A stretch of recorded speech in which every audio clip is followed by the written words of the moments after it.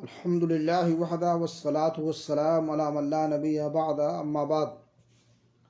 سامعین کرام، دروس توحید میں آج کے درس کا عنوان ہے اللہ کا واسطہ دے کر صرف جنت ہی مانگی جائے۔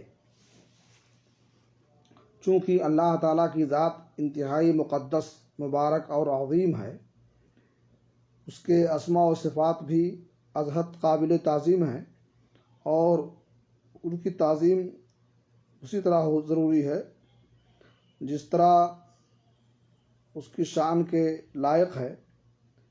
یعنی ہم ان اسماء و صفات کے اصل معانی جان لینے کے بعد ان کی کیفیت و ماہیت اللہ عز و جل ہی کے سپرد کر دیں، اور بغیر تشبیہ و تمثیل اور تعطیل کے ان پر ایمان رکھیں۔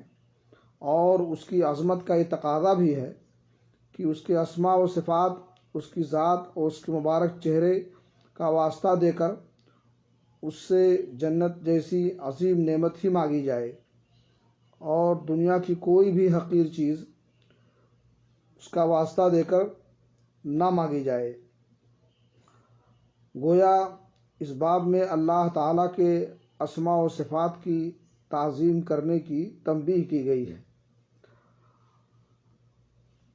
جابر رضی اللہ تعالیٰ عنہ سے روایت ہے، اللہ کے رسول جناب محمد الرسول اللہ صلی اللہ علیہ وسلم نے فرمایا، لا یسأل بوجہ اللہ الا الجنہ، اللہ تعالیٰ کے چہرے کا واسطہ دے کر جنت کے سوا کچھ نہ مانگا جائے۔ اس حدیث سے ثابت ہوا کہ اللہ تعالیٰ کا واسطہ دے کر سب سے بڑے اور اہم مقصود و مطلوب جنت کے علاوہ اور کوئی چیز نہ مانگی جائے۔ اللہ رب العالمین سے دعا ہے کہ اللہ تعالیٰ ہمیں توفیق بخشے کہ ہم اس کے اسماء و صفات